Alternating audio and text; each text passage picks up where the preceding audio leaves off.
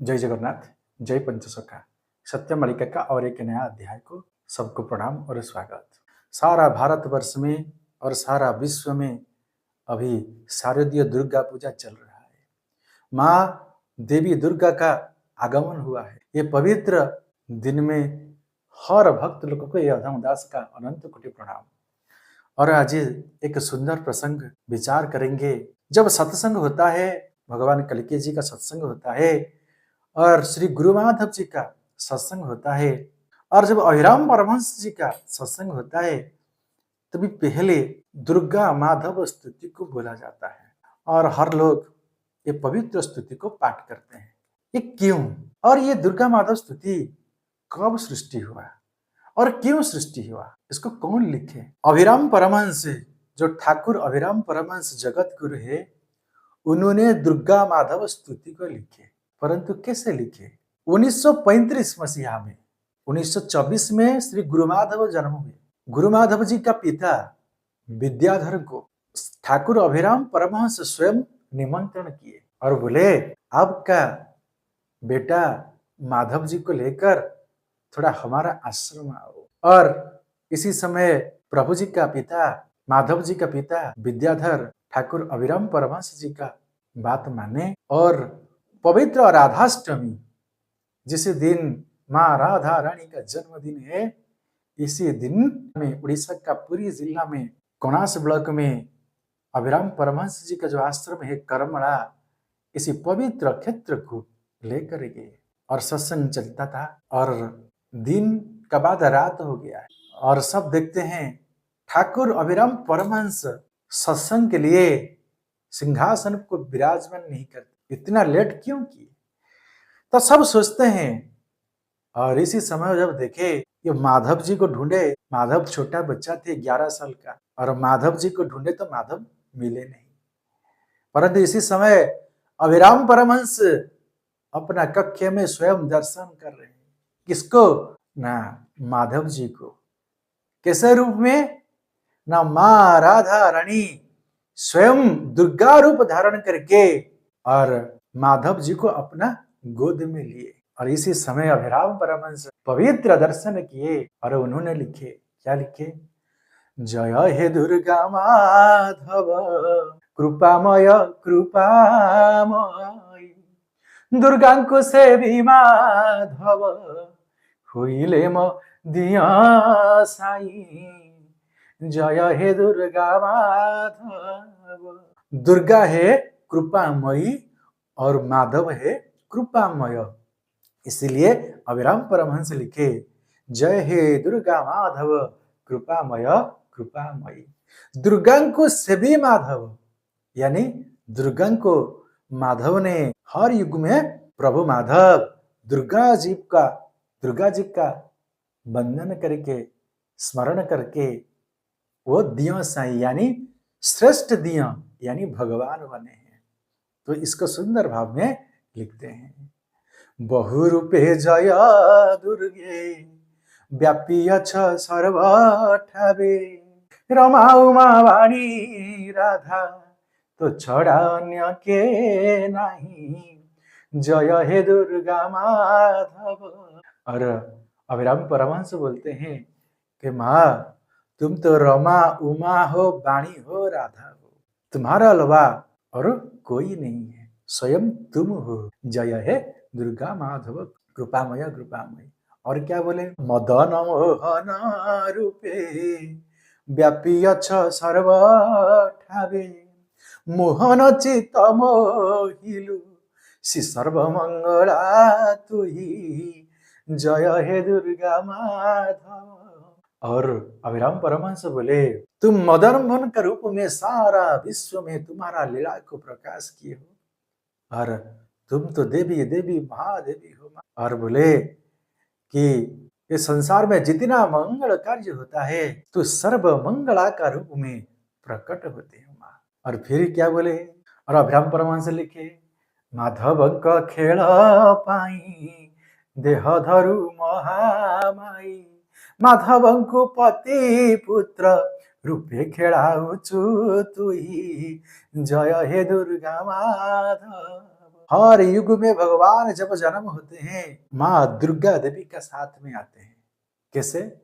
सुंदर भाव में बोले, माधव अंकु पति पुत्र रूपे खेला उचित हुई, यानी उनका इच्छामय का इच्छा से कब माधव तुम्हारा बेटे बन जाते हैं और कभी कभी माधव तुम्हारा पति बन जाते हैं।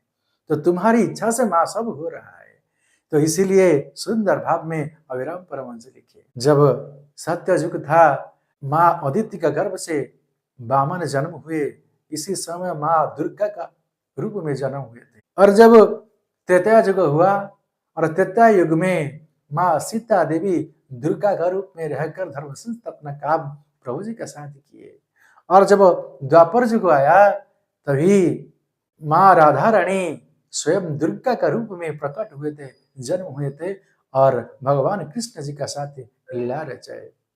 इसीलिए तो जब अभिराम परमहंस माँ दुर्गा देवी को दर्शन किए और माधव जी और गोद में थे, तभी उन्होंने लिखे, पुण्य कदुर्स्या दुर्गा रूपे राधा माधव अंकु धरी छंती करी श्रद्धा। इसलिए बोले कि माँ राधा रानी दुर्गा का स्वरूप में प्रकट हुए हैं और पवित्र राधाष्टमी में और माधव को गोद में लेकर खड़े होकर दर्शन दिए हैं।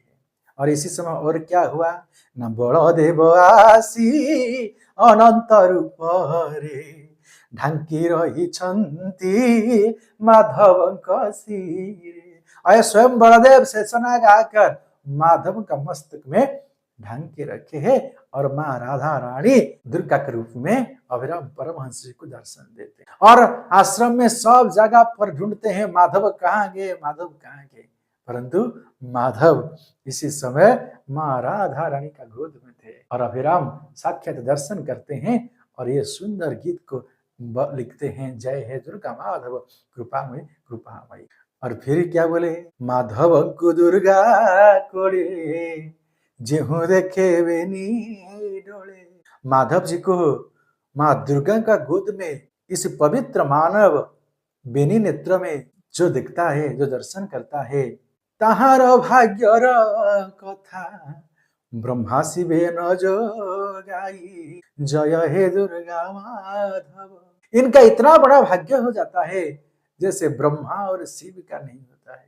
और बोले, जय दुर्गा तीनासिनी अभिराम रजननी शुभागमन करंतु माधवंकु कोले नहीं जय हे दुर्गा माधव।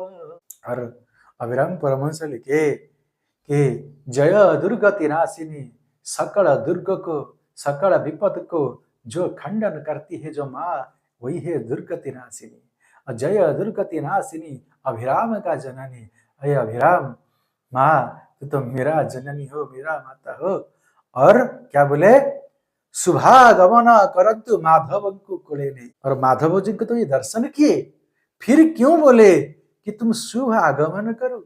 इसीलिए बोले कि स्वयं कि अभिराम परमहंस माँ पूर्णमासी स्वयं दुर्गा देवी को दर्शन किए। जब वो तपस्या में ध्यान में बैठे तभी बहुत जल्दी उनका सिद्धि प्राप्त हुआ और माँ दुर्गा उनको आशीर्वाद किए। और जब गुरु माधव ने जन्म हुए, इसी समय उनका जो माता थे माँ गयामणि, ये दुर्गा का अंश से प्रकट हुए थे। उनका पास देवी दुर्गा का शक्ति था।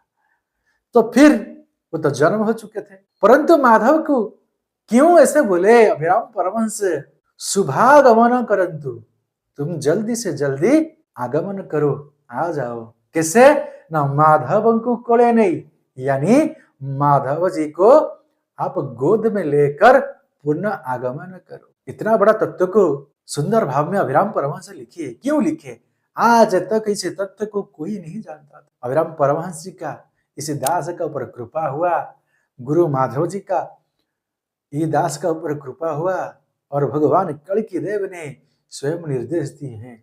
पद्म, ये जो मालिका का तत्व है ना, इस तत्व को तुम बोलो। आज तक इसका खुलासा नहीं हुआ था, कोई जानता नहीं था। तो इसीलिए अभिराम परमहंस लिखे, जय हे दुर्गा माधव कृपामय कृपामयी। शुभागमन करंतु माधव को कोले रे, शुभ आगमन करो माधव को गोद में लेकर। तो माधव को गोद में लेकर कैसे आएंगे? भगवान कड़की स्वयं दुर्गा देवी का गर्भ से जन्म होंगे, इसीलिए सुंदर भाव को लिखे और बोले अभिराम का जननी। अभिराम का जननी कैसे है? स्वयं अभिराम है माधवानंद और माधवानंद है कड़की और अभिराम भी है कड़की। तो इसीलिए और महापुरुष सुंदर भाव में लिखे थे, कली रे तिनी जन्म हेबे परा प्रभु श्री नारायण।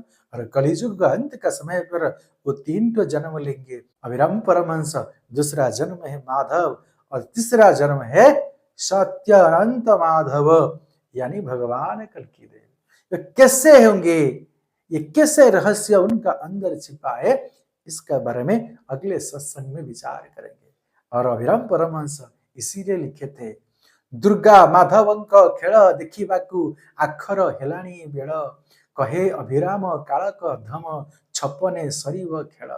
यानी दुर्गा माधव जी का खेल होगा। कब से होगा? आपका मन में सब प्रश्न है।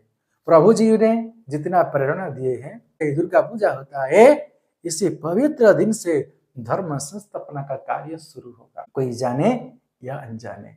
और अगले समय पर मार्च महीना में मीन शनि आता है।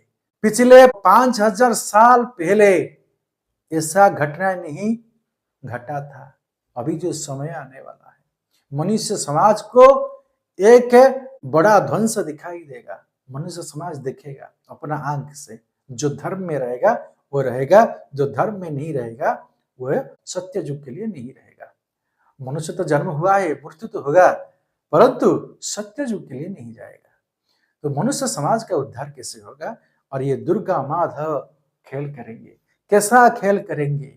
पिछले 2 साल से हर समय प्रभु जी ने बहुत कुछ प्रेरणा दिए हैं, बहुत कुछ बात बोले हैं, बहुत अनुभूति दिए हैं और आशीर्वाद भी किए। बोलो पद्म, आज तक जो जो वाणी का खुलासा नहीं हुआ था, मालिका का तत्व को, इसे तत्व को तुम खोलो।